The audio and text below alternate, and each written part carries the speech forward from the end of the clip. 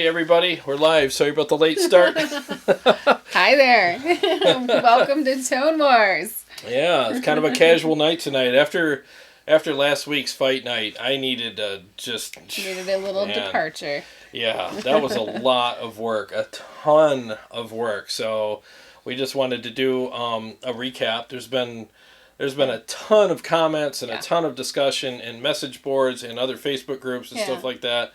And we have screenshots of some of the comments, and we're going to address some of that stuff tonight and set the record straight on some things too. That's right. And do a little calling out here and there, in a professional, nice way, obviously. But so I mean, why don't you got the sheet of all of the agenda? So you go ahead. Sure. We were just going to start off with talking about last week's episode, just like he said, and go over some viewer comments. We're also going to talk about some future episodes. Do tubes matter? Yes, I have that coming out this week. Right. Maybe Sunday. We'll release that on Sunday. Yeah, we'll see. It might be earlier or later than the week, depending on what's happening.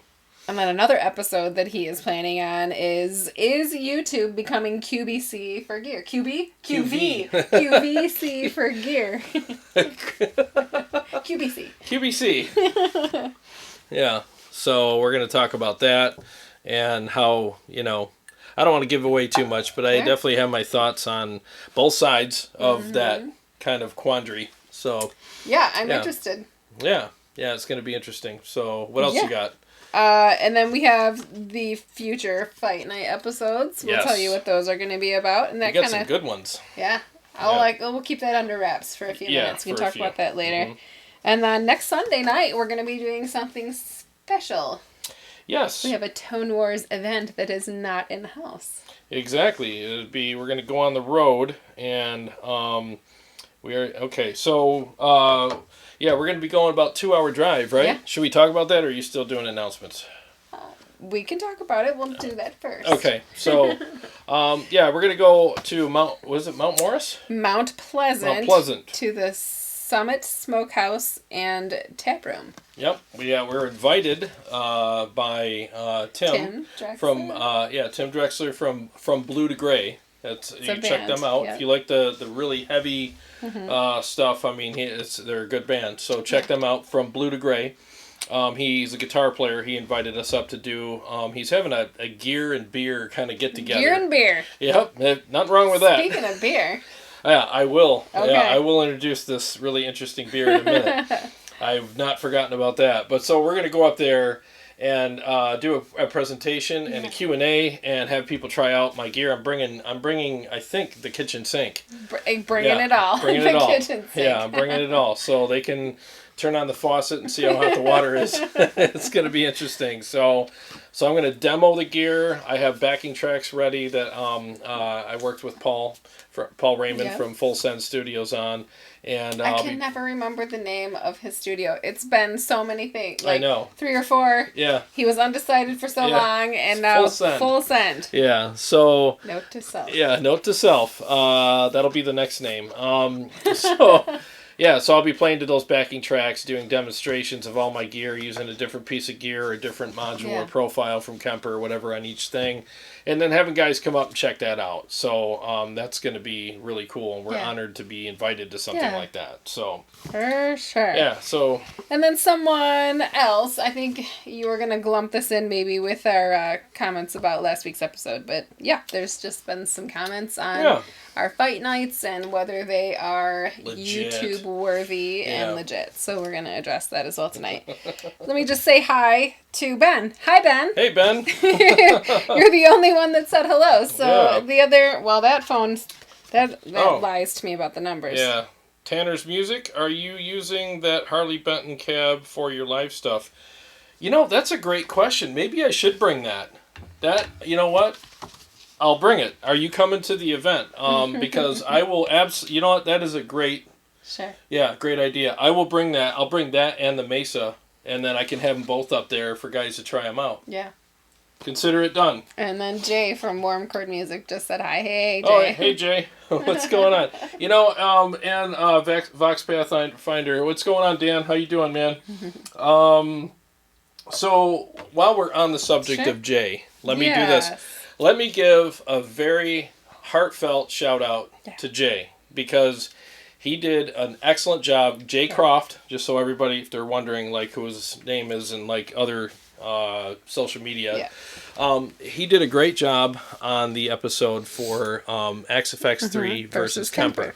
Now, first of all, it takes a lot of guts to do that, because you're really putting yourself out there. You're putting yourself in a very vulnerable state, knowing that people are going to be kind of judgy or, you know, like, oh, you didn't do it right. And I'll just say this, no matter what you do, God himself can come down here. Eddie Van Halen, Jimmy Page, John Petrucci, and whoever else, it can all come down here and dial in the Axe FX and the Kemper, and there's still going to be people going, I could have done it better. Yeah. You know, it's just the way it is. Anything we do, there's always somebody that has constructive criticism. Yeah, there's always some basement dweller waiting to, you know, make snarky comments and stuff. So I will give a major shout out to Jay. He worked very hard on this. He came here twice. We worked on things. We had many phone calls, many conversations, text messages, phone calls, everything Super down-to-earth guy. Yeah. Very nice. Enjoyed the time we got to eat dinner and drink some drinks. Yeah, exactly. It was very fun hanging out with him. Very genuine, very real, great, very intelligent guy. So, and he's busy. He's got a family, and he actually took time out of many of his days to do this episode. So, I will say I appreciate what he did, and I think that he did a great job.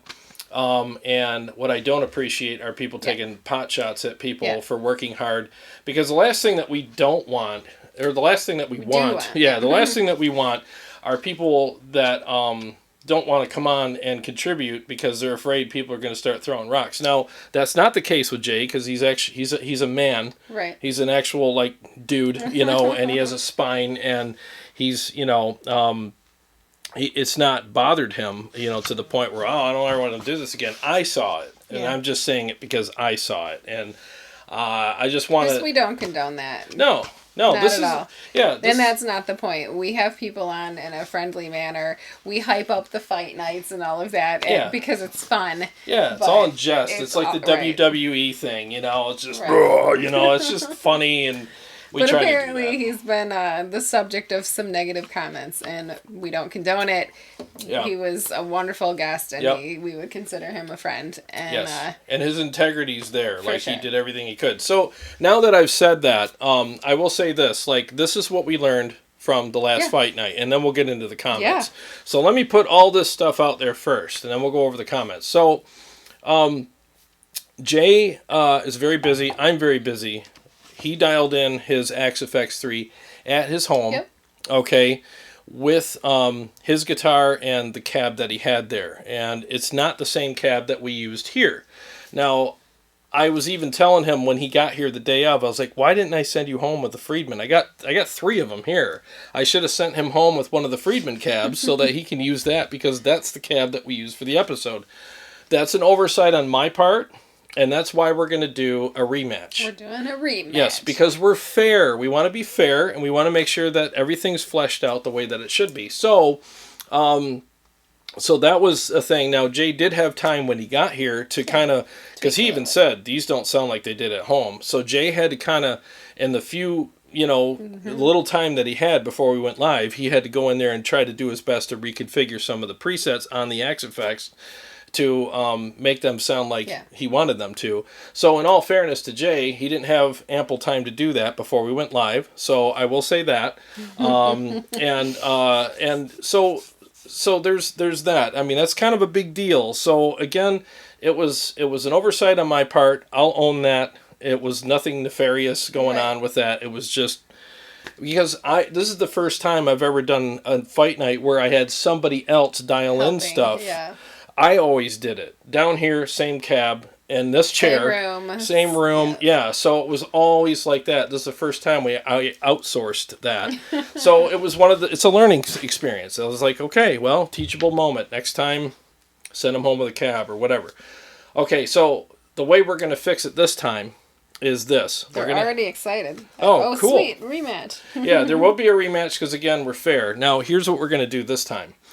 Everyone's going to come over here that was here last time. They're going to bring their guitar. They're going to come down in this room, sit in this chair, The cab is still here. It's 10 feet away, and they're gonna take each unit independently. So I'm gonna have the guys come down, and it's all Axe effects at first. They're gonna come down and dial in their favorite preset on the Axe effects, and at the end of that, it's gonna be like, okay, is this something that you actually like? Yes, this is something I actually would go out and play on stage with. Okay, done. Next guy. And then after that, they're going to come down and do the Kemper. And they're going to, same deal. What amp do you want? It's got to be the same as the one in the Axe effects. Same impulse response. And then we're going to dial that in independent. Okay? Take a break, get some food, go live, so that's shoot them out. People aren't going to see that part. Correct. No one's going to see that. That would take like 6 hours. Yeah. Well, each guy's going to have about 20 minutes. Seriously. Like, okay, let me just put this out there. If you can't dial in a preset on the Kemper or the Axe effects that sounds really good in 20 minutes, then you need to stick to amps, you know. So Andrew Stonerock says it was an enjoyable episode. He watched it 3 times. Oh, thank you, man. Thank you. We had fun doing it too, and it was enjoyable and it was educational. Yeah. Even though there were a few things that we can improve on, it doesn't mean that all the scores are out the window. Right. Because let me just tell you this. I'm going to put myself out there and say this. I think that the way we're going to do it next time, there's going to be a bigger gap between the two units. There was only like a 39.7 gap between the two, I think. Yeah, so you Axe effects guys that are upset with the results, you're going to really be upset this time, I think. Because I honestly think it's going to be a bigger gap. It just is. You know, and by the way, I don't play guitar at all, so it doesn't matter to me who wins and who loses. Well, not that there's a winner and a loser, but I'm not over there fudging the numbers. Yeah. It doesn't matter at all to me. If it sounds like a guitar, it's a guitar. It's a guitar. Yeah. And see, I don't care. Can I sing over top of it? Yeah, exactly. And the thing is with me is, it doesn't matter to me either because I don't make the Kemper, you know? Mm-hmm. And let me put this out there. We're not sponsored by Kemper. We're not sponsored by anybody. You would like to be sponsored by somebody? Yeah, Chris Kemper doesn't even know who I am. Yeah. If somebody said, "Hey, I heard of Tone Wars," he'd be like, "What the hell's that?" He doesn't know who we are. He's probably never seen the show. And if he did, it was probably in passing, and he probably doesn't remember. The guy with the crazy hair. Yeah. Yeah, the sea urchin on his head.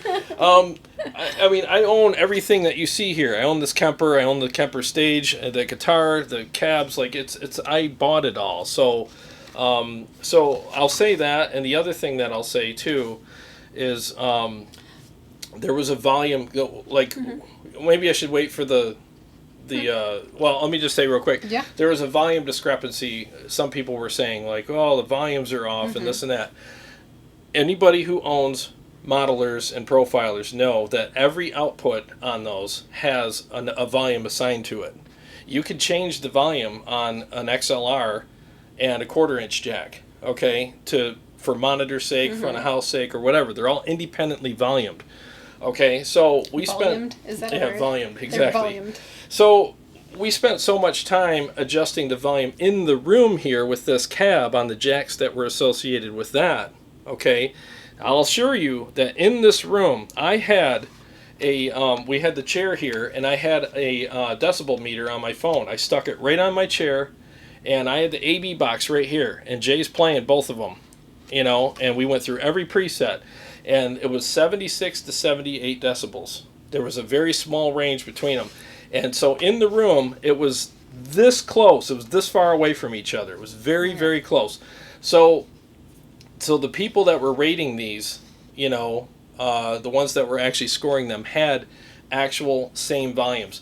Now, they used separate jacks to go out to you guys, so that had a different volume associated with it. I did look at the meter here. There's a screen right here where I could see our meter, and I tried with the time that we had to adjust that best I could for each unit. But again, there was nothing nefarious going on, so the guys in the room that were doing the scoring had the exact same volume on both units. Andrew Stonerock says, well, your Harley Benton is a stereo cab, so run both through your Synergy power amp and into the HB. That would eliminate some of the volume issues for sure.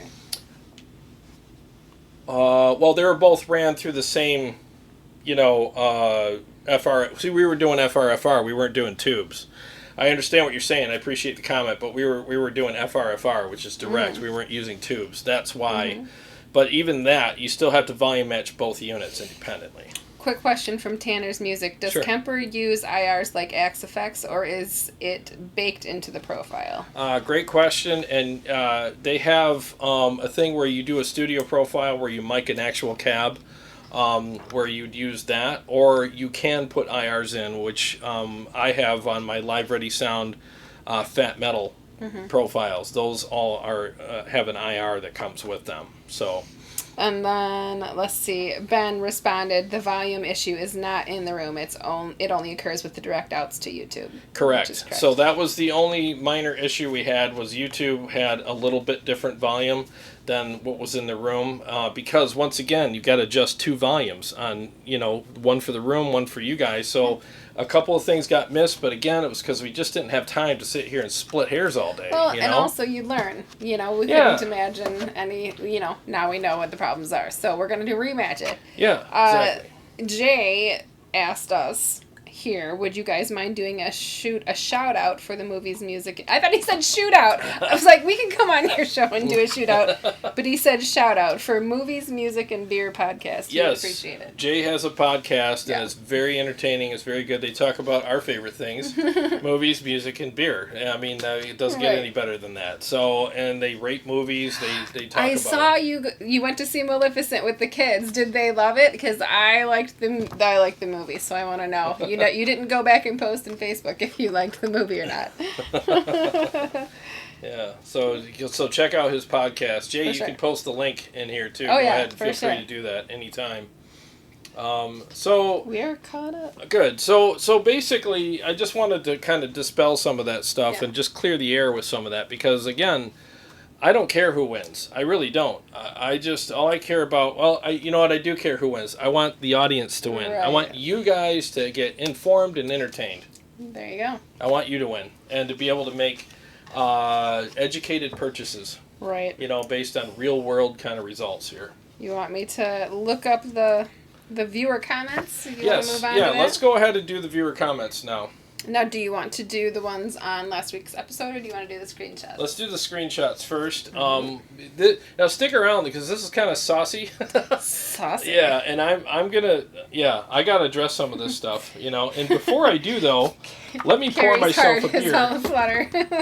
Let me pour myself a beer. This thing, you guys, this is called Oddside Ales Sweet Potato Souffle Rye Ale.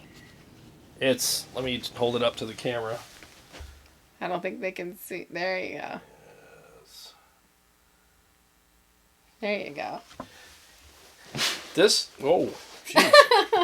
You alright? You got loud for a second there.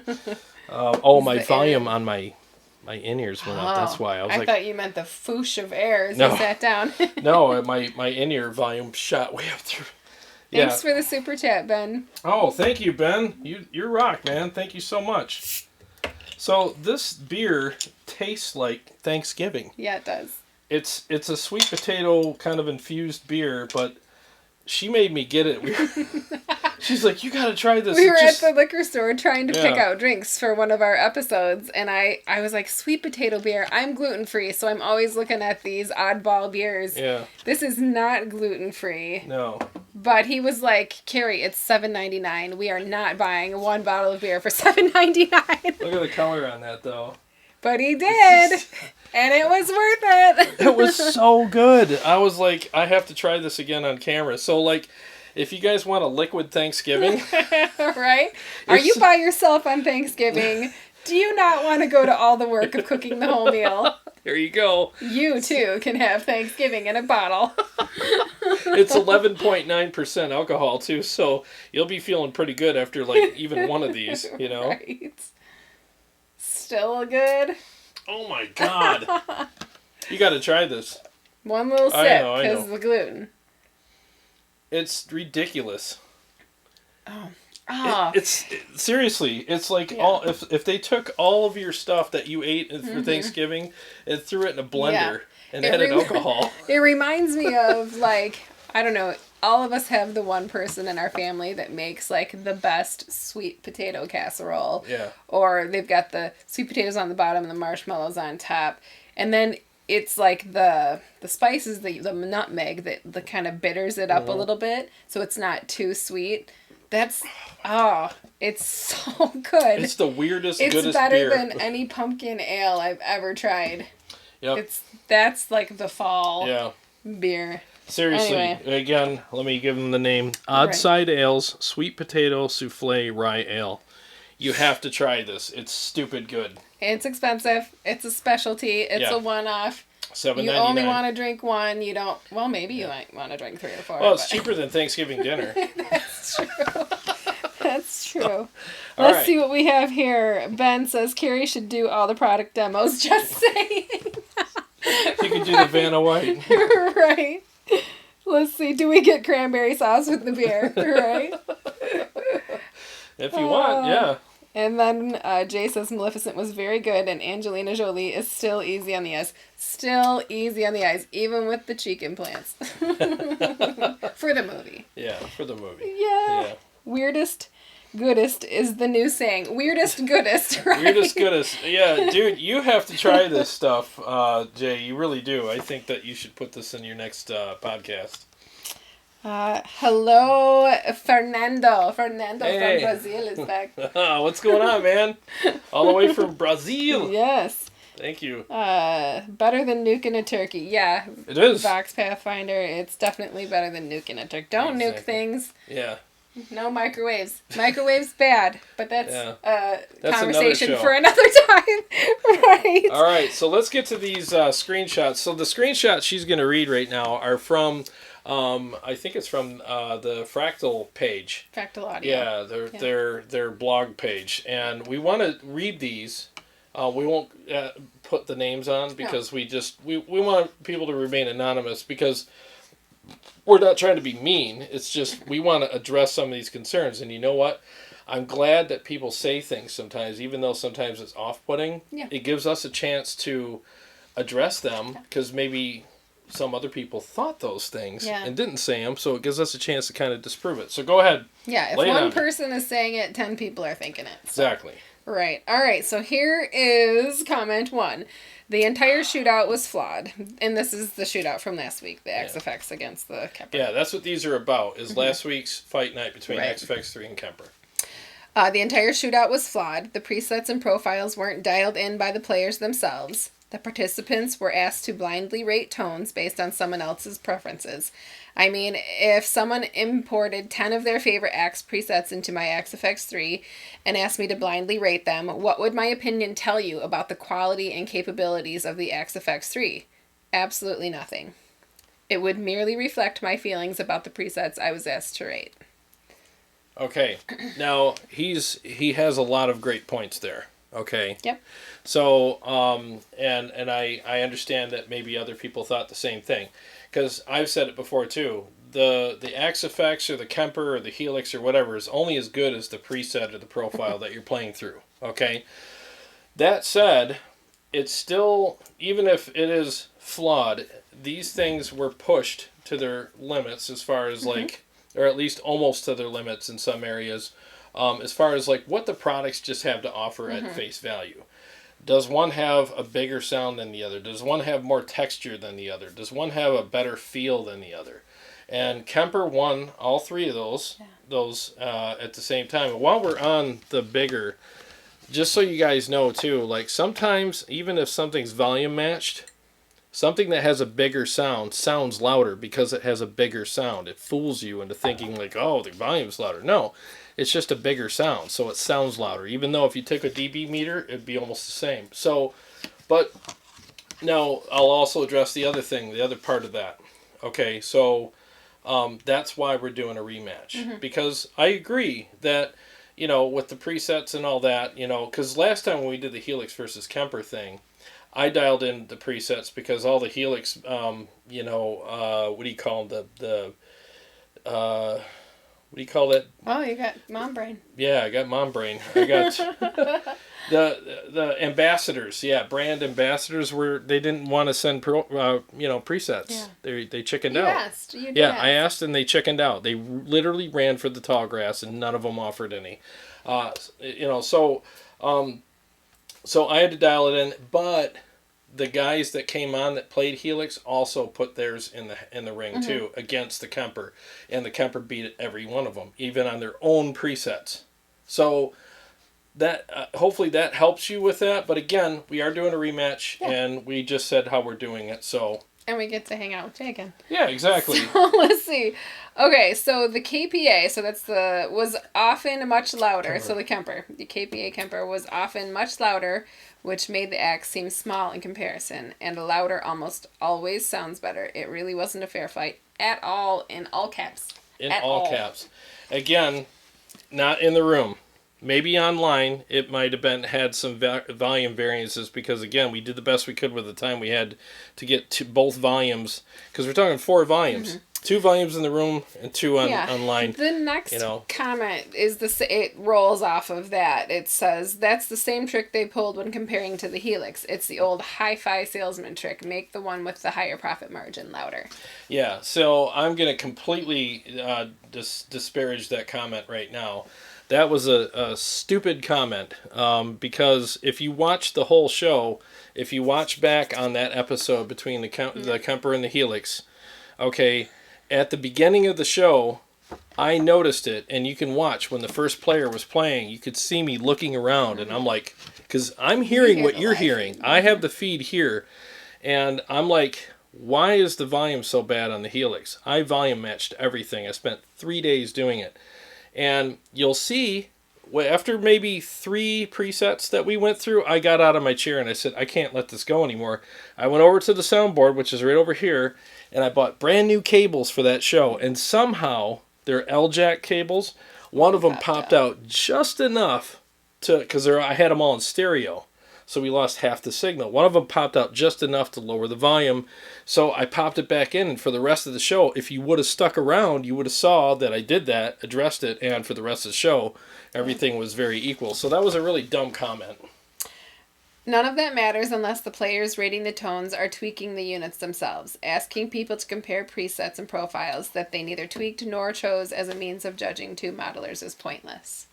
And that's why we're doing a rematch. Again, I think that Jay and I both did a great job dialing in everything. Okay, I really do, and I'm not trying to pat myself on the back here, but I know how to dial in a Kemper, and I'm pretty sure Jay knows how to dial in his Axe effects too. So the thing though is that we want there to be no excuses this time. We want there to be no excuses or no reasons for anybody to doubt the results. So this time again, the guys are going to come over with their guitars and do it. And then I don't want to hear about it. I don't want to hear anybody crying about results after that because forget it. Okay, so now with these comments, we will share the names because they were made publicly in the actual... In our page. On the actual our Tone Wars page, right? So it wasn't during, they weren't the live comments, but after you watch it, you can comment in the... So that's what this is. Stainless Steel said... Let me do, the Chicago Todd says, I think this was as fair as possible. Let's see. I think it was as fair as it possibly could have been with a broad overview. Right. Yeah. Thank you. I mean, we literally do have no ill will or nefarious intentions at all. Right. We want everything to be on the up and up. Okay, so Stainless Steel 4 days ago says Alien Love Secrets, the main problem with XFX 3, so he must have been talking to Alien Love Secrets, I had is that you spend 1 hour dialing a tone in, and then Cliff uploads one of his crappy new algorithms because Fractal Community is addicted to new firmware because they're never satisfied with actual sound. And your nice tweaked tone is now something else. My profiles just stay the same over the years, and they sound better. So much A/B testing with session guitarist, e.g.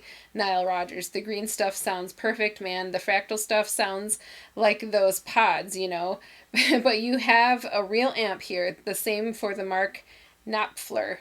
Same for Mark Knopfler for his last tour. Those guys don't mind marketing. They just play and listen.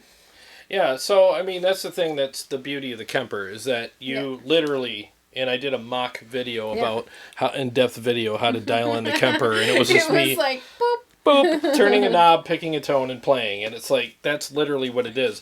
You're not going in there in depth and putting on your deep diving snorkel gear and going down there and and just swimming around and like, oh, there's a knob, and the ideal bench, and let me turn that, and and 27,000 IRs, which one do I like? I don't know. Oh, I can stack them. Oh, I can put 3 in there. It's like, after a while, it's like you get into option paralysis. While you're doing that, we're playing. It's overwhelming. Now, to be fair, people in the Kemper, they sometimes they get caught up in that stuff too. But that's the beauty of the Kemper, is that for the most part, if you have a good understanding of what you want, you just turn a knob, pick an amp profile that you really like, and tweak maybe a few things that you would on a normal amp anyways. And then call your singer and write a song. Yeah, exactly. That's what you do. I mean, the guys that want to build their tones from scratch, I can see how it's fun. I do. I see how that could be fun, and with the experimenting and stuff. But the problem with a lot of that, though, is that you're not playing. You're tweaking, Jay from Warm Court says the firmware frenzy is a legit thing that I don't get. There are some cool new features added here and there, but some folks really think 10.02 sounds better than 10.1. It's all placebo. Right. It really is. And it happens in the Helix group too. Like, yeah, you see the posts like, oh yeah, I think this new firmware made all the amps sound better. I'm like, no, it didn't. No, it didn't, guys. Just play your stupid guitars. Jeez. All right, our next comment is from Deftone93. Just the video I was looking for. Thanks for the comparison, guys. You just convinced me to get myself a Kemper today. Awesome.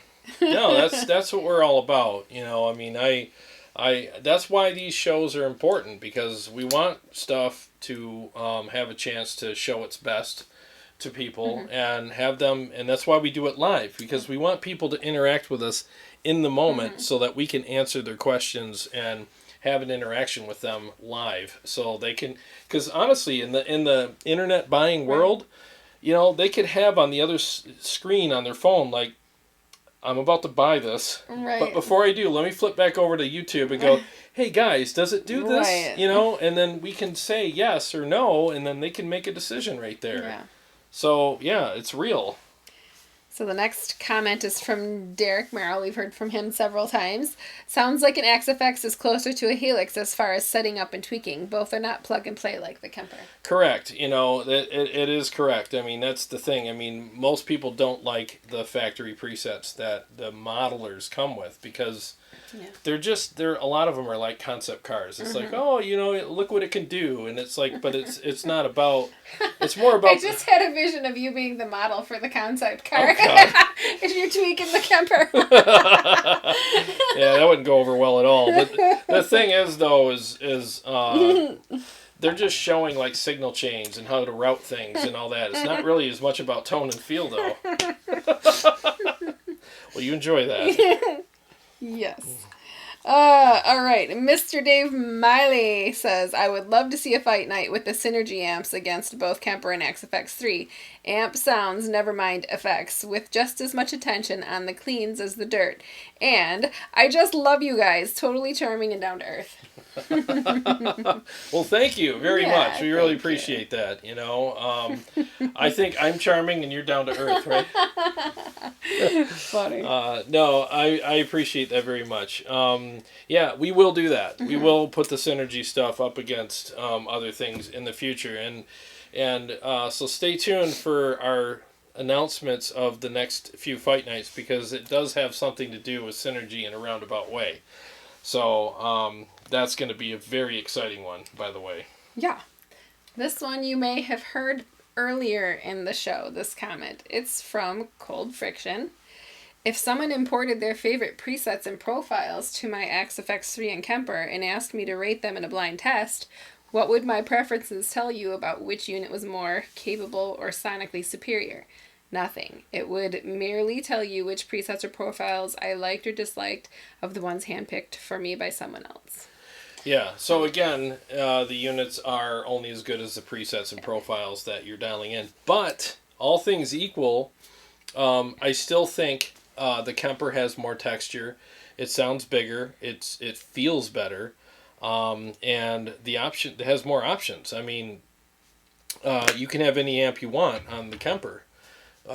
That's not what the notes. Oh, the notes. Yeah, that's not the case with the XFX or any other modeler out there because they only have what they have. So that's why I think the Kemper is superior as well. It's options, and I say this with all due respect to everybody watching that own whatever they own. Okay, I get it. We're not all going to own one thing.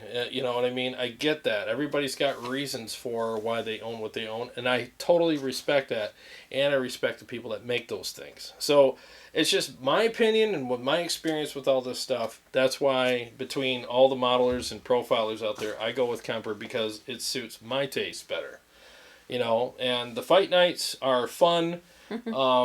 But we also want them to be educational and accurate. That's why we're doing a rematch, because we want it to be very accurate. But I still say the results on the last one are they do definitely conclude a lot of things that I just said. I just think that the Kemper is a superior product. Yeah. Paul Smith made it in. Hi, Paul. Hey, Paul. What's happening? All right. So we have next on the agenda the future episodes you were going to release. Did you want to expand on any of the episodes? Do tubes matter? And is YouTube becoming QVC for gear? Yes, I'll expand quickly on those. So I'm working on an episode. I've already shot a lot of it with Do Tubes Matter. So what I did is I took my Helix and I ran it through my Synergy Syn 5050 and real Mesa 2x12 cabs and dialed it in best I could. And it actually surprised me at the difference between that and how it felt and sounded through an FRFR cab or studio monitors or just direct to FOH. And I actually have the tracks recorded in a mix and on isolated tracks with the difference between the two and how they sound. Okay, so and then I'm going to play in my living room too because I'm trying to do it like a real world thing. Like you're in your living room just playing guitar. How does it sound and how does it feel in the living room when you're playing through a real cab and real power amp with tubes or an FRFR? What? I just like the way you say tubes. Tubes. Tubes. With tubers. Yeah, so and we're going to talk about it. And we also talk about the cost difference and the loadout. What does your loadout look like if you're going to do the tubes and cab thing? And I'm going to actually have it stacked up and go, this is what you'd have to bring compared to... Because a lot of it's conjecture, right? Like, I don't want to bring all that stuff. Well, really, is there really all that stuff? Well, I'm going to show you all the stuff, like in the difference and how it stacks up. So I remember a long time ago when you started using a digital modeler. He's like, Carrie, look at this. It's so much easier to pack. It's so much smaller. I don't have to bring anything but guitars and this. And at that time, it was the Helix. Hey, I'm speaking the truth here. Speaking the truth. I'm drinking the whiskey. It's starting to hit me. He was so excited. I don't have to carry all this crap anymore. And now he has a basement full of crap. A basement, and then we have to haul it. We need 2 trucks to go to gigs and events now because of so many things. So many smaller, lighter things. But is it worth it? That's what we're going to discuss in the episode. We have to figure that out. There's a reason why people lug stuff around. And I'm not for lugging stuff around, but for crying out loud, man, if it's worth it, it's worth it. No, because I'm lugging stuff around. You ain't lugging stuff around. Lugging stuff around. All right. So, anything else? What was the other one that I'm doing? It's QVC. YouTube, yep. Yeah, I mean, how many people here think that YouTube is kind of turning into QVC? I do. What's wrong with that? What's your problem? I have my own reasons for it, and I think that in a way there's some good things about it, but I also think that there's some things about it that need to change, and there needs to be a little more honesty and realism put back in, because I think that there's a lot of channels turning into gear demo channels, and these people are paid a lot of money to do this. And I would like to be paid a lot of money. Well, their opinions are bought. And the thing you is can buy my opinion. I mean, their opinions are bought and paid for, and they're conveying those opinions to you, and you think that, oh, well, he said this is great.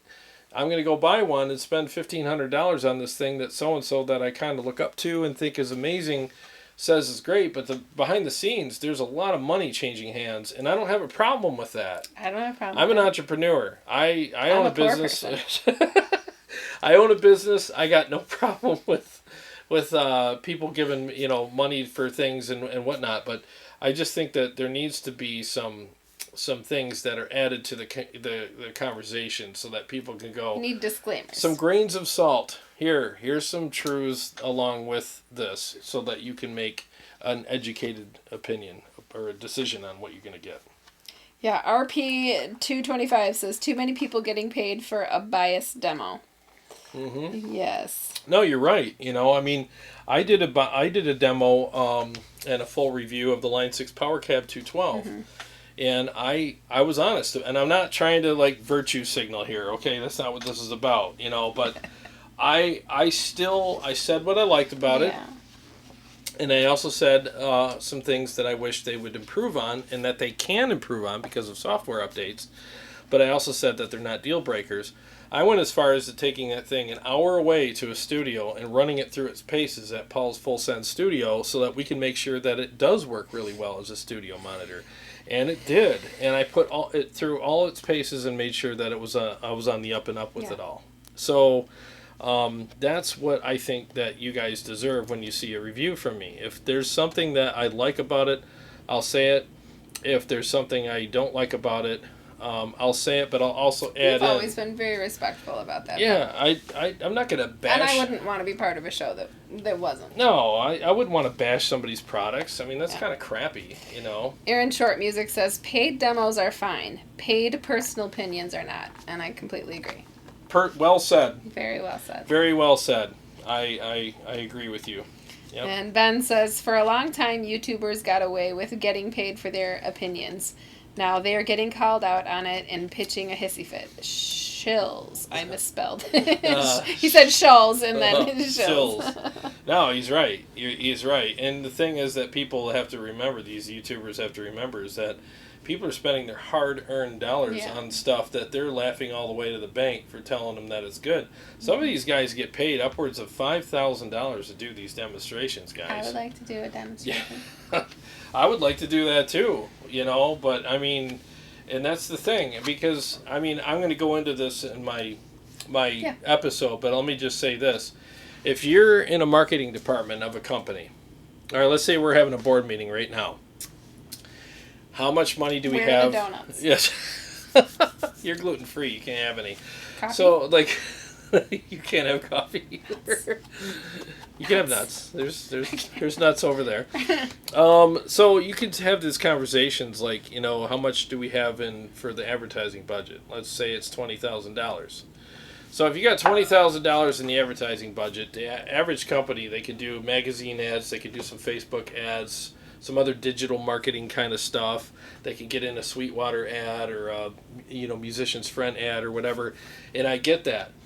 But if you can take that money and find YouTubers that have huge channels, I'm talking 300,000 plus subscribers. Or 2,500. Yeah, or that, but but anywhere in between, you know what I mean, or even less than that, 100,000 subscribers, and you can give that guy, I don't know, $2,000 and the free product. Just say, well, here's our new gadget.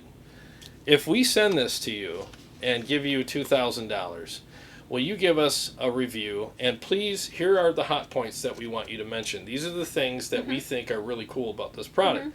Make sure you talk about this, this, and this. All of that is fine.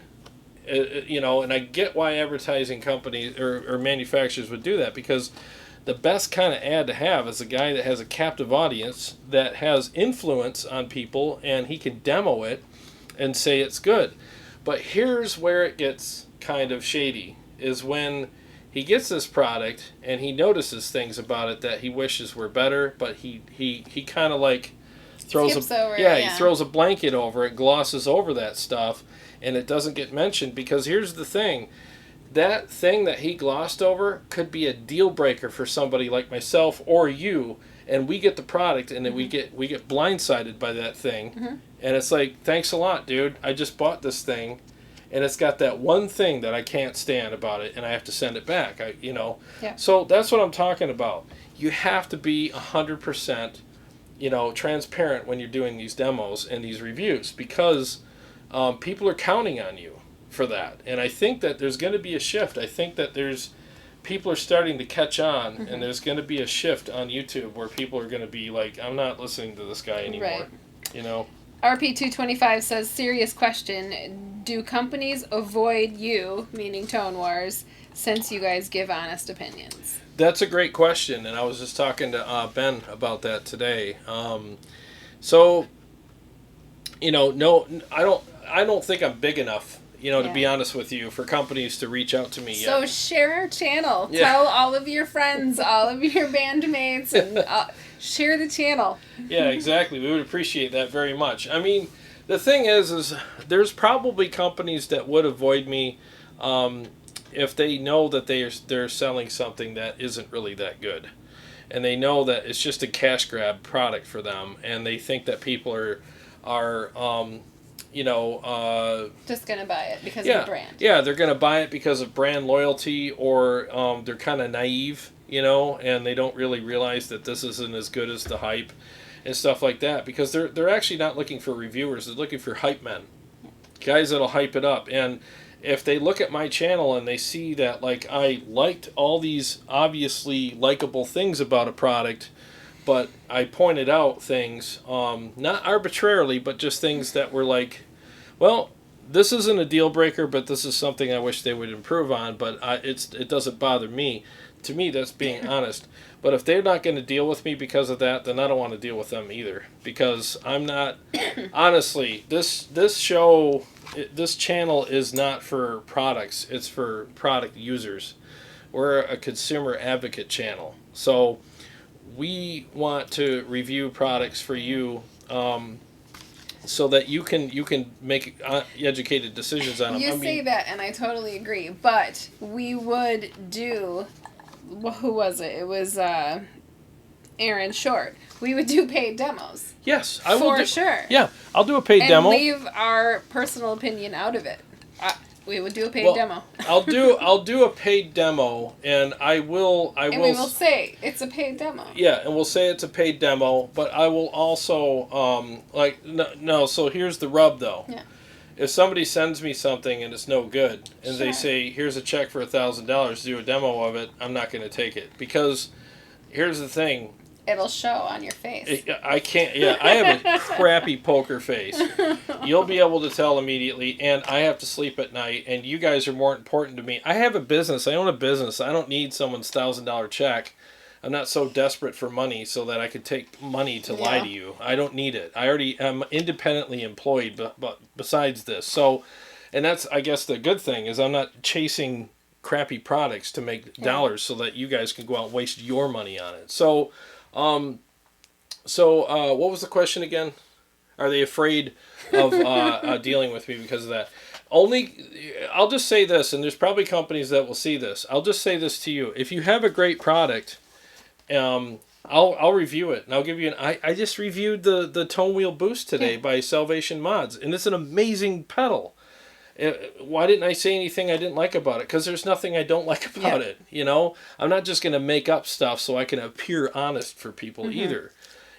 So, I mean, I guess that's what it comes down to. If you want an honest gear review, I'll absolutely do that for you. And as a side note, if somebody sends me a product and they want to pay me to review it, and I notice something before I do the review, you would say so.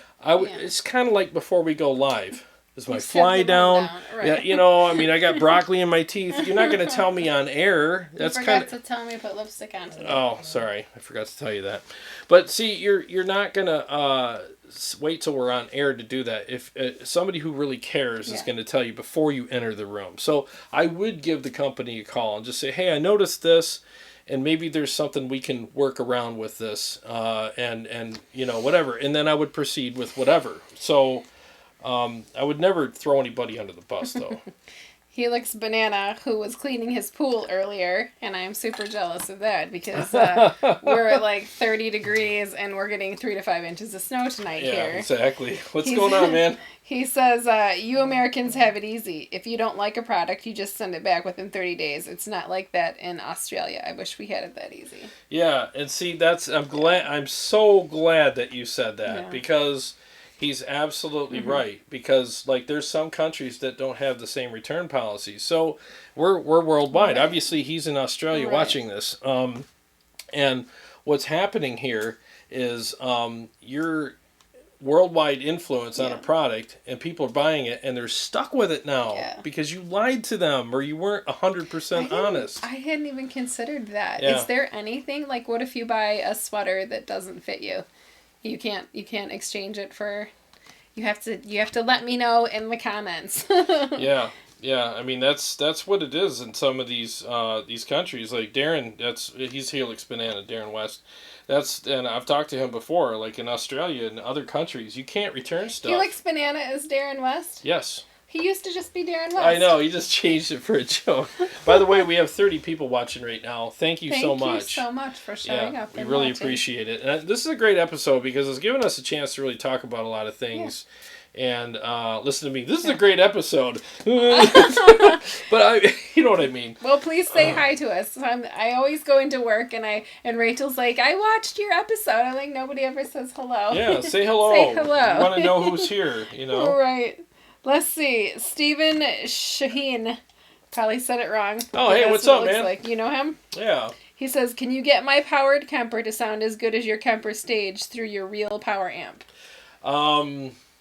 That is a great question. That really is. And I'm going to go off of Chris Slapnick's conversation that I had with him.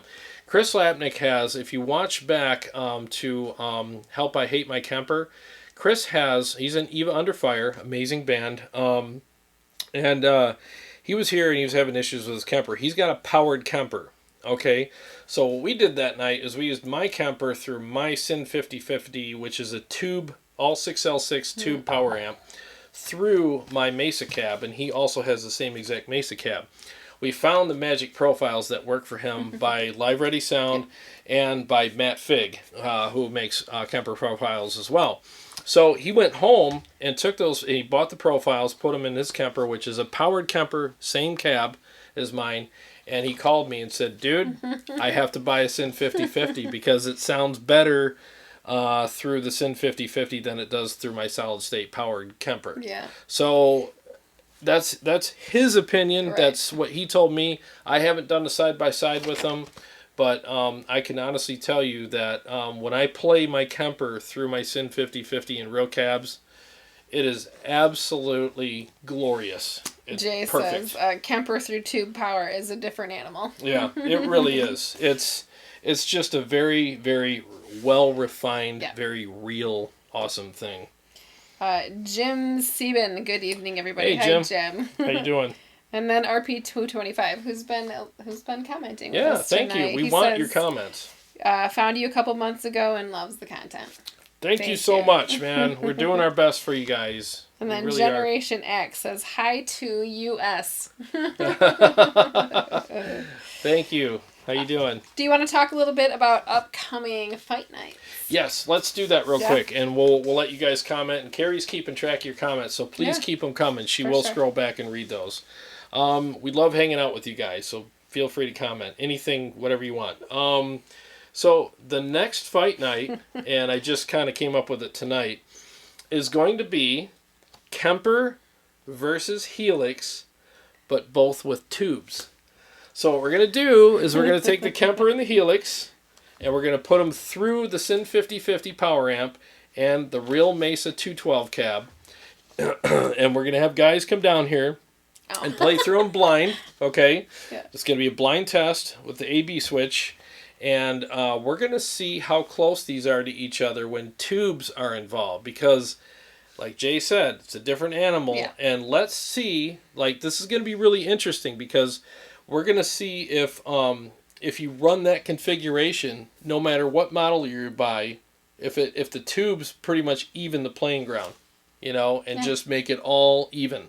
or at least close enough where the differences are negligible. We're going to find out. And I think that is going to be an amazing episode. I really do, because it is a big difference. Berserkerland Studio says, I run my power head into an old Marshall, valve state, 4x12, and main out to the return on a 6505 plus combo, and it's incredible how good that mix sounds. Yep, he's absolutely right. And thanks for commenting. And the thing is before I started running my stuff through tubes and real Sorry, I'm cabs, not looking at you. I'm reading. It's okay. I can feel your face. I'm like... No, so before I ran my Kemper or even my Helix through a tube power amp in a real cab, when I heard people talk about, when you run it through tubes in a real cab, like, that's amazing. Yeah. I'll be honest with you guys. I'm like, you're sniffing corks. Like, you're just like, I smell this is in the hills of the forest of blah, blah, blah. And, don't corks, just for a second, they usually smell like mildew. The corks smell like mildew. I don't know, but I literally thought people were just being high-minded and, oh, yes, when you run it through the tubes, it just sounds so magical. There's a thing now. But it's more than that, and you don't have to be a cork-sniffing weirdo to understand the difference. It is real, and it is like a huge, huge difference between the two. So apparently I read into Generation X's comment wrong. He said that was a joke. I read it. I apparently had said, say hi to us. So he said hi to us, and I read it as US, like he was in another state. I do a lot of, what do you call that? Translation. Stop when I'm doing this.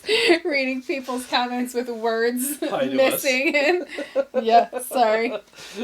It happens. No, it's cool. It's cool. Canada, let's see. Steve, in Canada, if I buy an X3, I have 15 days to return it. But I think I have to pay shipping and import duties, so it's not worth returning. It was $250 to US to ship it to me. Yeah. That's tough, man. And that's why, honestly, guys, that's why we're an advocate channel. We're a consumer advocate channel. We're not a channel that is for, like manufacturers. Now, again, this isn't anything against manufacturers. We love I'm surrounded by manufactured things made by manufacturers. And I love all this stuff. I think it's all great.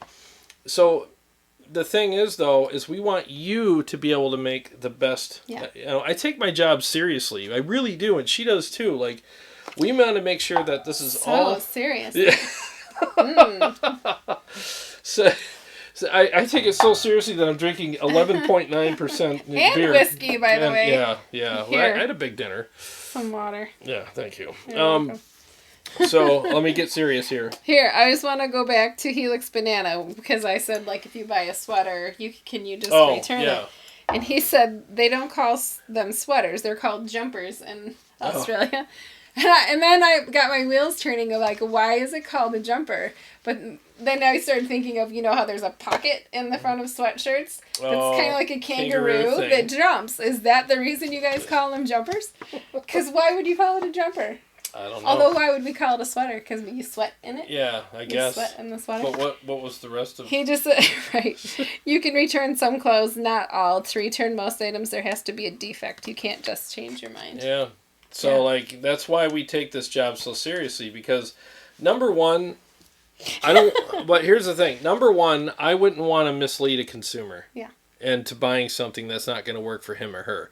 Number two, I wouldn't want to wrongly disparage a product made by a manufacturer. Again, I'm a business owner. Yeah. I wouldn't want that to be done to me, and I definitely wouldn't want to do that to a company. So I love the manufacturers who make awesome gear that we make. It's just I want to give an honest review of it. That's all I'm saying. Let's see. Zane says, so can we talk a bit more about some tube options for modelers that y'all have tried out? He must be from the South. He's from that South. Y'all have tried out.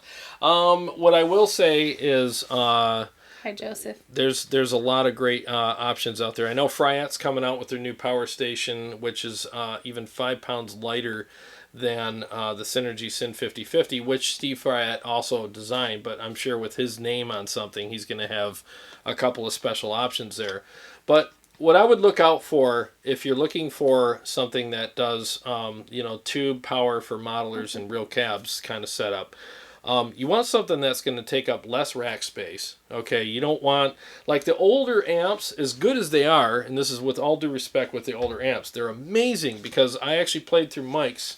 Mike brought his over about a week and a half ago, and he's got an older Mesa amp, and it's 3 rack spaces, and it weighs like I think 15 pounds more. That thing feels like lead. I don't know what it is with power amps. When you pick them up, they're like a child that doesn't want to leave the play area. Right. It's just like, holy crap! They're just lead bolted to the floor. But so you want something that's all tube power and takes up less rack space. The only 2 units I've had experience with so far is Mike's unit, which is the old school kind of Mesa one, and then my Sin 5050. And I got 0 complaints because we shot them out in my living room, and both of them are awesome options for you. So I would look for that. Chris Slapnick has an old an old Marshall at his house that he tried. Loved it, thought it was amazing, but he doesn't want to carry that much weight and that much rack space around, so he's going to Sin 5050. So, what else did you have? Steve, have you tried any near-field studio monitors with the Kemper and Helix versus a cheap FRFR? No, but that's a great question. So, I did an episode on that about a year ago. Like, what's better? Like, a affordable pair of studio monitors or a cheap FRFR. And I shot a studio monitors against, I think it was the Headrush. So what I would humbly suggest is that you get a pair of studio monitors. Even like I shot it out against a pair of $299 studio monitors. They were just like smaller, like Mackie for $299 because I used the same price because the Headrush was $299 and so were the monitors. So what you're going to get with the monitors is you're going to get stereo sound. So all your effects are going to be stereo and sound bigger and more awesome. But the other thing you're going to get is accuracy. You're going to get something that sounds more accurate because those cheap plastic kind of wedges that you throw on the floor, I get why people have to use them sometimes because of budgets and whatnot. I no disrespect, but they sound like you threw a blanket over it. And if it's just for home practice and dialing in tones, 10 out of 10 times, go get a pair of studio monitors. You'll be much happier. Yeah. So what else we got? Are we caught up? We are caught up. Did you want to talk about the... Yeah, so the other upcoming fight night is going to be... So we're doing the Helix versus Kemper, both through the Sin 5050 and then the rematch. And the Mesa 212. And then we're going to do the rematch between the XFX3 and the Kemper. And we already discussed how that's all going to be done. And then what was the other... Those fight are the night. only two. Those are the two. Okay. Yeah. So it's those 2 fight nights that are going to be huge that we got coming up. So the next one is the one that I mentioned with the Helix versus Kemper. Yeah. Jesse says studio monitors versus in-ear monitors. Oh, that's a good one. That's a good one. That could honestly be a whole episode. Yeah, I mean, so if you're going to dial in your tones, then you want to use the studio monitors. You do. Because the in-ears, as good as they are, depending on which ones you have, I have the 5-driver. Well, those are for you and what you need to play and to perform with on stage. Yeah. It's not what everybody else is going to hear. Exactly. Yeah. So you don't want to tailor your tone for these and then have the house have this in-ear monitor tailored tone. Now, the good thing about a lot of these products, though, is you can tailor the outputs. So you can tailor your in-ear monitor outs on your Kemper or XFX or whatever separately from what goes to front of house. Right. So you can do that, but just make sure that you're doing that and you're not doing a global setting because that would be a huge mistake. Yeah. With my in-ears, I haven't tailored anything. I just think the Kemper sounds amazing through them, and I literally think that they represent the sound very well. So, but if I had my choice between playing through in-ear monitors and studio monitors, I'd rather play through studio monitors because you get that open air feeling and you're not so closed off from everything. And it's a little claustrophobic. Yeah, it is. Like I feel more relaxed when I'm playing through studio monitors or an FRFR cab. Yeah, I only use in-ears live. Yeah. Yeah. Thank you for the comment, Lloyd, and for the compliment. He says, good episode. He doesn't get to check in live often, but he tries and get back into our library. He loves what we're doing. Oh, cool. Thank you very much. So good to hear from you. I'm glad that you're able to stop by tonight while we were live and we could interact a little bit. Yeah. So thank you very much. Brett Murphy says, I always plug anything I'm making a tone with into my QSC K12 since that is what I'm using for a PA system. Yep. Hi, Brett. Hey, Brett. How you doing, man? We'll have Brett back on an episode, too. Brett's a great guy. Yeah. And that's a very good point. So it's like I always tell people, like, wooden cabs when you're dialing your tone in is the best thing to use. But the caveat is if you're playing through the same PA every night and it happens to be a certain, excuse me, it's the beer, a certain speaker, then you should absolutely do what Brett does and dial in your tone on that, because that trumps everything. So what's the best thing you should dial your tone in? Whatever that you're playing through every night, that's what you should dial it in on, you know. But if you're like a touring musician and you're always going through other people's systems, well then obviously dial it in on a good cab that's flat, trusted, and then let the house engineer at wherever you're playing dial in the rest there. Right. Van says, hi guys, awesome show. Is plugging into an FX return of an amp the same as using a standalone power amplifier? Yes. Yes, because you're using the power section of the amp. So you can absolutely plug your Kemper or your Helix, XFX, or even Synergy modules into the effects loop of your regular amp, whether it's an Engel or an EVH or Mesa or whatever, and it'll act as your power section for whatever that you're using. So yes, you can do that. Yep. Jay says, Cotton Candy Hazy IPA from Big Lake Brewing is like a carnival in your mouth. Just saying. That sounds horrible. Cotton Candy IPA beer? Hey, you know what? I'll try anything once, man. I mean, I'm not a huge fan of IPAs, but you know what? I mean, I had Thanksgiving this week. Maybe next week I'll have a carnival. We'll have to remember that comment. All right. I'll try it on air next week if I can find it. Thanks for the suggestion. You know, sometimes it's fun trying things you don't like, too. And again, I'm not saying I don't like it. I don't know, but... the faces. Yeah, the faces. Because we've done that. We've been to beer tastings and, like, get a flight of a bunch of beers. We're like, this is a total crapshoot. And everyone, we're like, oh! Faces at each other. How was your meal? It was awful. And we loved every second of it. Yeah. So, yeah, I'm good with whatever, man. But this is Thanksgiving right here. Yeah. Wait a second. Why no more whiskey for me? Because I said your nasty IPA sounded gross. No, we appreciate the comment. Thank you so much, you know. I haven't found an IPA we would that I love like yet, more of you to do that. Suggest fun things, you know. If you have a favorite beer that's a little obscure or something that you drink once in a while, or a whiskey from a different part of the, you know. We'll try it. Yeah, that is half the fun. That's half the fun of, like, remember we used to do the beer tastings? Yeah. We used to do these beer tastings. Oh, it was so fun. Oh my God. What is it with you and the blind shootouts? Because it keeps, once these are engaged, you have your favorites, and you will have this brand loyalty kind of thing. Right. And it's funny how once that stuff's taken out of the equation, that's where the truth comes out. Right. It really is. If you ever want to have a lot of fun at a party at your house, you have one person that's the designated pour, and you have everybody bring their favorite. You have to kind of do it in a type of beer. So if you're going to do IPAs, do all IPAs. Yeah. If you're going to do a hard cider, do all hard cider, or all ambers, or all stouts. Yeah. So you can have several of these beer tasting parties, but you have everybody turn around and you have your glass on the table and the pour pours one of them, like, and then you rate them. A couple them. of ounces, like maybe 4 ounces in each glass, or 3. Probably less, because you want to try a bunch of them. Yeah, like 3 ounces, you know. Yeah, and then you rate them 1 through 10 or whatever, and you see what you actually like, what your palate likes, not what your eyes like.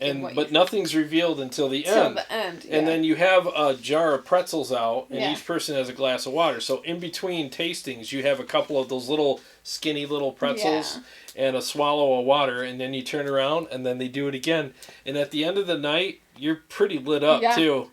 and then they reviewed the scores, and you're kind of lit up, and it's funny. And it's fine.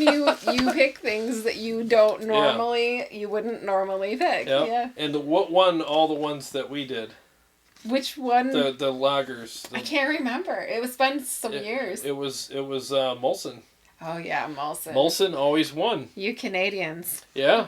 Seriously. Molson Ice. Yep. Favorites. Oh yeah. Before the gluten issue. Yeah, Molson won every time when we had the lager ones, and it was funny because people would come in and bring like their beer that they thought was the best, and they would rank Molson over that, and the next thing you know, they're like, well, I guess Molson's my new favorite. And it was really fun to see, the turnouts for the results of all that. Let's see. Warm chord music. Smells Like a Safety Meeting from Dark Horse is my favorite. It's the best label. A bunch of noses running around.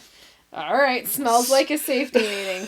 Where did they come up with these names? That was from Jay. Oh my gosh. We're going to have to go find these. The next time you come out, Jay, just bring over some weird stuff. Leave the cotton candy crap at home, but bring the Smells Like a Safety Meeting. Yeah, we're down with all that stuff, man. Berserkerland Studio says, I sense Carrie has a new channel on Party Setup coming. Brett Murphy, it must be peanut butter stout from Brooks Brewing in Shelby Township is like drinking liquid peanut butter. Really? So now good. We haven't met we both love peanut butter, but we haven't met a good stout. So that one might work. It's the peanut butter whiskey that was yummy. That was good, but the peanut butter stout I tried somewhere. Yeah, it kind of finished like popcorn. Yeah, wasn't that? Well, it was like burnt. It had like this really burnt kind of. But yeah, I'm willing to try it next time you come out, Brett. You got to bring some.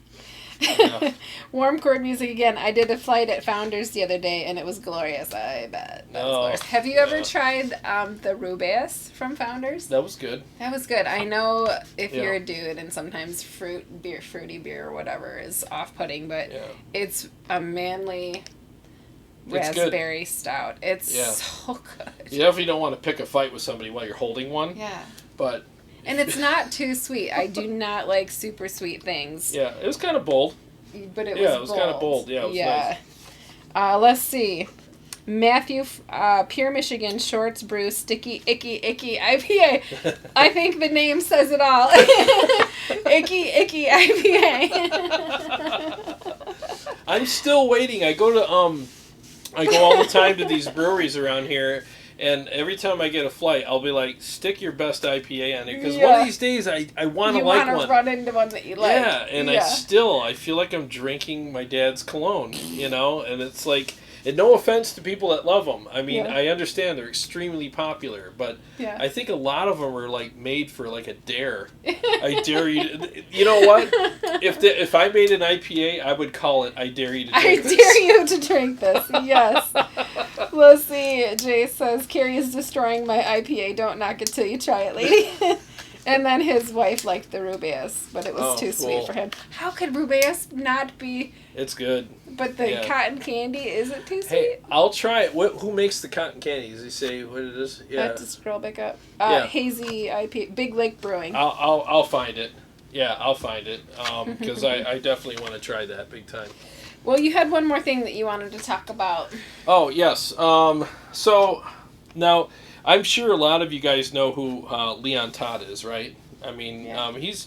And I have a lot of respect for his channel. He's actually a really good player. He's in a great band called Ragdoll, and everybody speaks very highly of his channel and his he's got like 28,000 subscribers. A lot more than we do. So like basically what I wanted to do is just kind of address a couple of things with as much respect as I can, because again, I actually subbed his channel because there's great stuff on there, and I will continue to watch his channel and stuff. But I mean, I reached out to him and asked him if he would because we're doing the rematch with the Axe 3 and the Kemper. So I asked him if he would, because he also makes presets, and I said, would you mind sending some presets to help the Axe effects maybe do a better, maybe possibly do better next time. And he basically just said, well, I don't really consider music sport. Yeah. And then he kind of went on in his last FAQ at the end of it. He kind of mentioned our show because he watched our show. Yeah. And he mentioned that, he doesn't consider music sport. And he said, and he also gave us praise and said, I understand a lot of time and effort goes into these shows and people enjoy them and stuff like that. So I'm going to give him the same amount of respect and say that, like, hey, dude, you've built your channel. You're way bigger than we are. And someday we aspire to be where you're at. So, but the thing is, there's YouTube is big enough for both. Yeah, it's big enough for everybody. Yeah. Jeez, So, yeah. But I want to clear this up though. I agree with Leon that music isn't sport. It's not a competition. We shouldn't be competing like musically with each other. My music is better than yours. Yeah. Music, blah, blah, blah. But the music industry, as soon as you put the word industry in there is competition between bands. Yeah. They are trying to jockey for first place, and that's why even with Hollywood, it's art. Well, yeah, but that's why they released this movie then, and they let that one fizzle out, and then the competitive movie will wait and put theirs out because there's competition, So, but the thing is, though, is with all that said, I get music isn't, it's art and all that, but the gear that we use to make music with is competing for us to buy it, love it, enjoy it, use it, and create great music with it. So because of that, that's why we do what we do here with the shootouts, with the tutorials, with the demos, with all that stuff, because we're trying to help people at least have an understanding of how that gear ranks amongst fellow players, So it's my understanding that he's a brand ambassador, right? Yes, he's a brand ambassador. He's actually on the roster of Axe-Fx 3. Yes. So with that, I'd love to be on somebody's roster too. So especially if we get paid. Yeah, exactly. And there's things that go along with it. Some of these guys get paid. Some of them get free gear. Some of them have to do clinics and stuff like that. But they get paid for those clinics and stuff. And I would love to do that too. So anybody want and me? And he would be great at it. Thank you. Thank you. You're welcome. And I appreciate that. So I would never turn that down, and I don't begrudge him with that. Mainly because I would organize it for you. Yeah, pretty much. And you'd have to.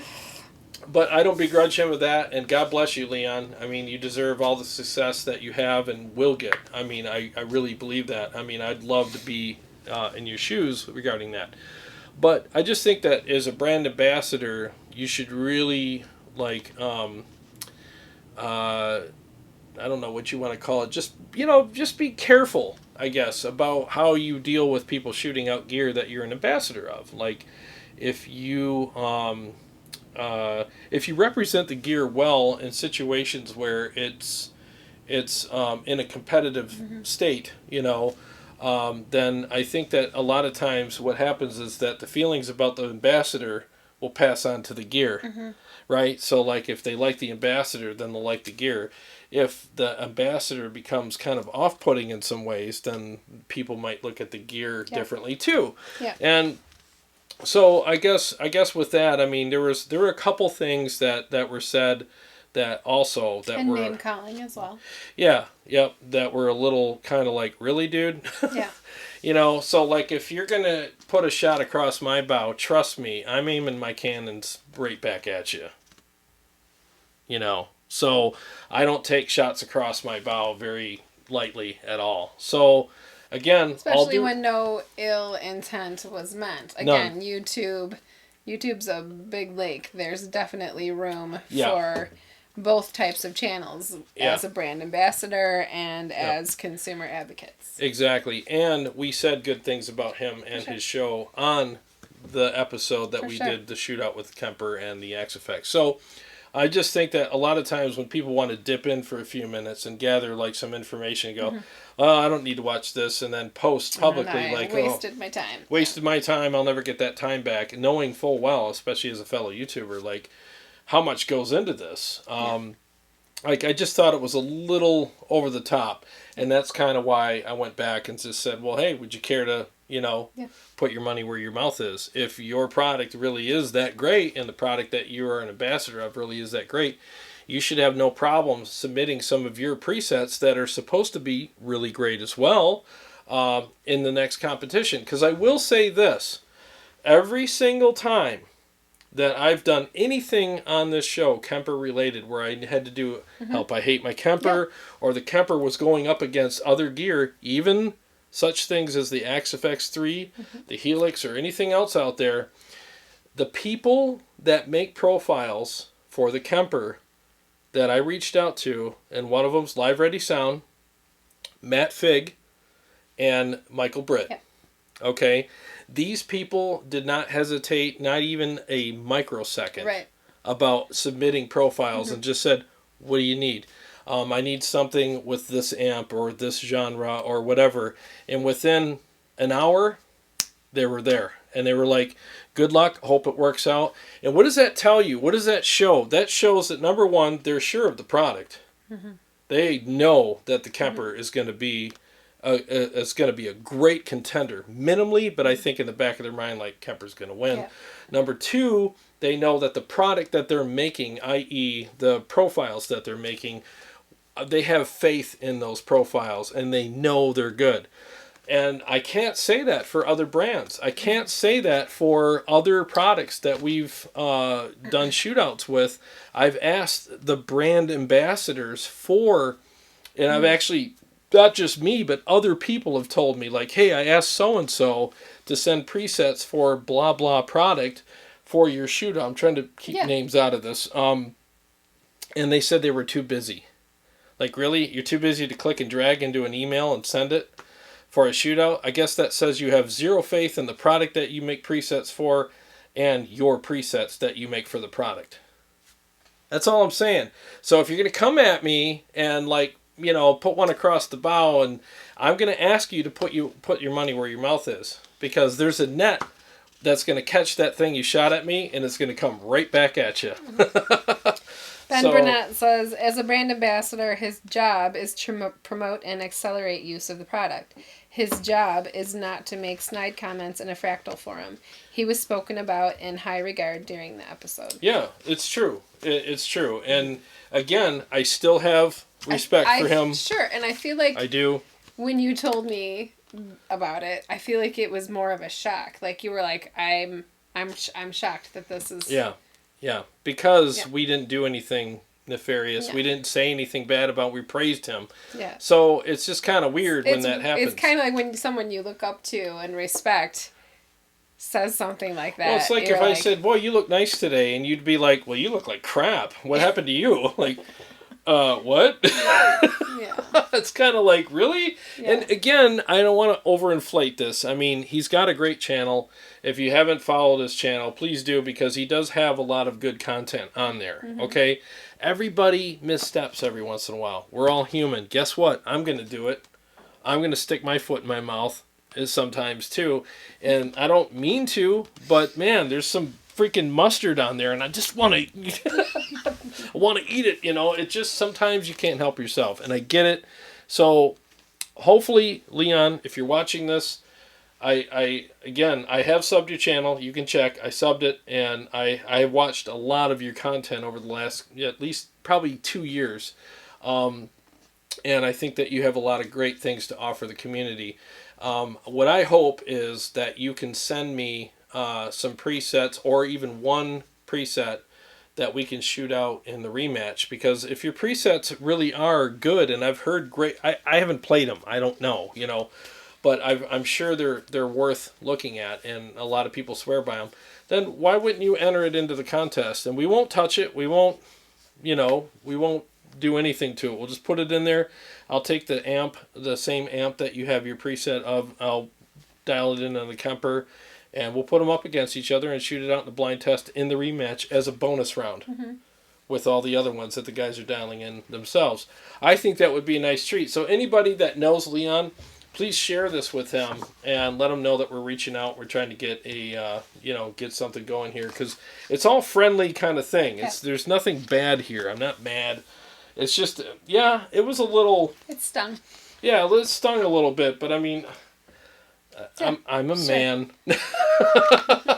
I'll be fine. It's not a big deal. But I just wanted to kind of put that out there, you know. Well, it looks like we're all caught up. Well, good. We're all caught up on comments? Yeah. Well, Ben said he was shocked as well. Odd behavior coming from a genuine nice guy. He's been a Ragdoll fan for a long time. Yeah. But, yeah. I mean, again, we all kind of misstep every once in a while. Everyone, I mean, like I said, I've done it. And it may not have been a misstep. Maybe he actually really meant to be that way. Well, and if he did, then it's time for him to back it up. Yeah. Put your money where your mouth is. Because here's what I'm going to say about that. Let me give you the weekly analogy. It's kind of the equivalent. Fasten your seatbelts. It's kind of the equivalent to me being at a club, right? And some dude walks by me and shoulder checks me. Okay? And is hoping I just walk away because he's kind of like that type of guy where he's kind of a jerk. And he shoulder checks me and I stop and turn around and go, hey, what was that all about? Mm-hmm. You know? And most guys that do that kind of stuff, they're just hoping they could just get away with it. I'm not that guy. I'm the guy that'll tap you on the shoulder and go, hey, what was that all about? Now, it's his time to either apologize and say, oh, dude, I'm sorry. Excuse me. Okay, done. Have a nice night. Or if he says, well, you know, I'd beat your butt, but I don't want to get your blood all over my nice new shirt. You know, so to me, it's just like, if you don't put up the presets after saying what you said, that's what you're doing. You're saying, well, I'd fight you, but I don't want to get your blood all over my shirt. Okay? So, again, if you're going to say that kind of stuff, then put up or shut up. Jay from Warm Chord Music says, shout out to Dan from Silent Underground Studios. He was really cool about some of the backlash coming from the Fractal crowd. Yes, and that's what we're talking about here. Major shout out to Dan, because the thing is it takes a lot of guts to do that. It takes a lot of guts to put it on the line. It takes a lot of guts for us. You guys have no idea what goes into these fight nights. I mean, after we do them, I'm drained for like 3 days. I am just drained, you know. So it just takes a lot out of me. The messages that come in. Yeah. The messages that come in from private messages, phone calls, and there's a lot of aftermath. Yeah. For sure. So there's like 30 to, gosh, one of them I had 80 hours into, the first one. Mm-hmm. And then there's afterwards. And I love talking to everybody, but it's just, it's still time, you know. And energy. Yeah, and energy. So there's a lot of focus and a lot of stuff going into these. So they're all loving your weekly analogies. Ben's like, weekly analogy.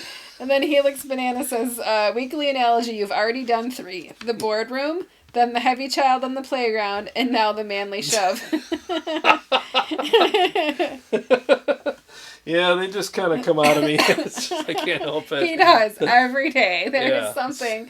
You might hear the same ones a few times. If I was a superhero, I'd be Analogy Man. Everybody jazzes you about it too. So. I know. It's funny, but you know, I mean, I hope that they hit home though. You know, I mean, because that's just the way it is. But I honestly think it helps you more than it helps. I mean, it helps other people, but like that's how your brain works. Like you need to put it in a scenario. Yeah. That makes sense to you. I need my own puppet to talk to me. So this is how it is. Yes. Yeah, this isn't for you. This is for me. So Jay says he didn't touch his X-Pax 3 for a week after he was like done. It's tough, man. Yeah. It's tough, and again, like I've actually had some interactions with and seen some other things with other brand ambassadors from we'll just say they're from Canada, that really did a poor job at being ambassadors for the product, and it turned a lot of people off to that product. And I can tell you myself, I know more than 2 handfuls of people that have sold that product and switched because these brand ambassadors turned them off so bad to it they couldn't even look at it anymore. And I'm not saying that what Leon did is that bad, but depending on his intent, it could have been, you know. And again, I respect him. I respect his channel and what he's accomplished. I know how hard it is. That's why I'm not going to go there, you know. But Leon, again, if you're watching and if someone shares this with you, share your preset. You already put a shot across the bow. Now I'm calling you out. You got to back it up now. And if you don't, I guess that says we don't need to say anything else. That says everything. Done. Right? Move on. If you're going to shoulder check me, you better be ready to either make it right or we're going outside. So there's your choice. Can we go outside where he lives, though? Because it's probably nicer there. It's probably nicer there, yeah. All right. Well, it is going on 8:36. Hey. We really appreciate you guys tuning in. There's 25 people. Wow. Let me check this one. Yep. Oh, that's awesome. Hung in there with us. So did we cover everything? We did. We covered it all. Do you want to go over again the event really quick? This coming Sunday on the 17th, Tone Wars is going on the road. Yes, if you're going to be in the area, what's the name of the place? It is Summit Smokehouse and Tap Room in Mount Pleasant, Michigan. Yes, our friend, he's from Blue to Gray. Yep. And he invited us out to do a demonstration there, and we're going to do a demonstration and have a great time.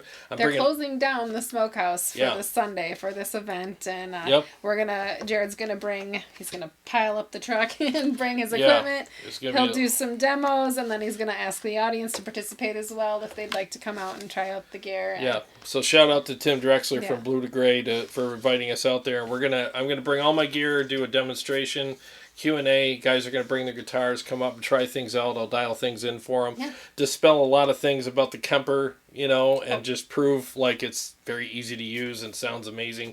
Hopefully all that we'll be eating good music and eating good music. Eating good music. Yeah. I've been drinking some good Sounds like you've been drinking a lot of good music. Some good barbecue from the smokehouse. It's going to be fun. We're going to have a good time. So if you... I honestly had no idea. When you were like, what? I was like, what'd I say? Yeah, when you watch it back, you'll get it. But there's going to be a lot of great stuff going on that night. So basically, if you're in this area, if you're close to that area...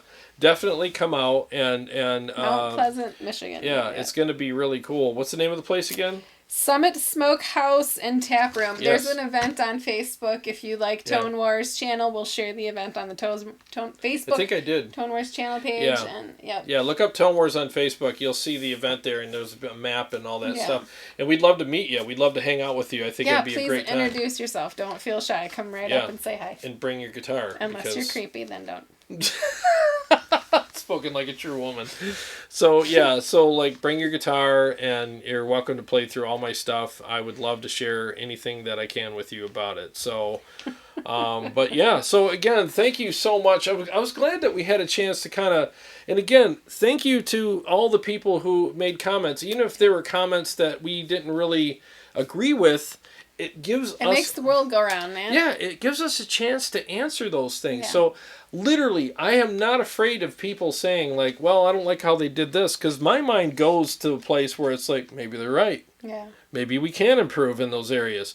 But, and honestly, it did this time because you're doing a rebate. Constructive criticism is always welcome. Yeah. If it's coming from a friendly place, that's perfect. That's how you learn and grow. Yeah, for sure. I am not on a high horse at all. I'm probably riding a dime store pony. You know what I mean? I am not above constructive criticism. I have no problem with it at all, because at the end of the day, the only thing that matters to me is that you guys are getting what you need out of the show, and that we're being respectful to everybody involved. Ourselves, you guys, and the manufacturers and the gear that they make. You know, we want it all to be on the up and up at the end of the day. We're not above any kind of constructive criticism at all. For sure. Well, thanks again for sticking in. Thanks again, Ben, for your weekly support. We really appreciate those super chats. You are awesome. It definitely puts some fuel in the gas tank. Yes, and go out and buy Odd Side Ale's Sweet Potato Souffle Rye Ale. This stuff is so good, and it's kind of room temperature, and it's still amazing. 'Tis the season. It tastes like Christmas Thanksgiving. Thanksgiving. Yeah, it's definitely it's going to my head, to be honest with you. It's definitely amazing. But all right, well, thanks again, you guys. Love you all. Thank you so much for watching, and we will see you hopefully next Sunday. Yep. I got some plans going on. I will post in the community section, so keep your eyes on that, okay? All right. Thank you very much again, guys. Appreciate you spending the evening with us. It means the world to us. We'll see you soon. Bye. Take care.